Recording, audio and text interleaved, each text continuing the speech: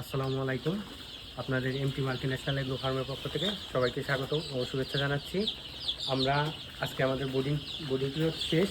আমরা যার জন্য মুরগিগুলোকে টোটাল একেবারে পুরো ঘরে ছেড়ে দেবো, যার জন্য আমরা সার্বিকভাবে পরিস্থিতি কন্ট্রোল করতেছি। কীভাবে বালিতে মুরগি লালন পালন করা যায় সেই টোটাল ভিডিওটা আমরা আপনাদের দেখাবো যে কীভাবে বালিতে মুরগি পালন করা যায়। আর সে বিষয় দেশের অধিকাংশ বিগত 6 মাসে অধিকাংশ খামারি অনেক পরিমাণ লস করছে, যা থেকে তারা এখনও ঘুরে দাঁড়াতে পারে নাই। তবে একটা ধারণা পোষণ করতে পারি, সেটা হলো যদি মুরগির গ্রেড এবং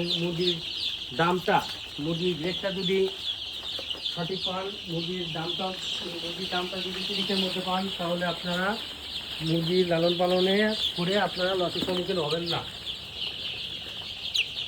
আজকে মুরগির বয়স কতদিন? 9 দিন। আজকে আমাদের মুরগির বয়স 9 দিন। আমরা 7 দিন পর্যন্ত ব্রুডিং করছি।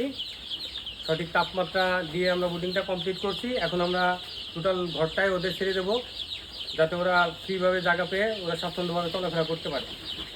তাপমাত্রা অবশ্যই কন্ট্রোলের মধ্যে রাখবো। তাপমাত্রা নিয়ে পরবর্তী পর্বতে আপনাদের সাথে কথা বলবো। সবাইকে ধন্যবাদ। আসসালামু আলাইকুম।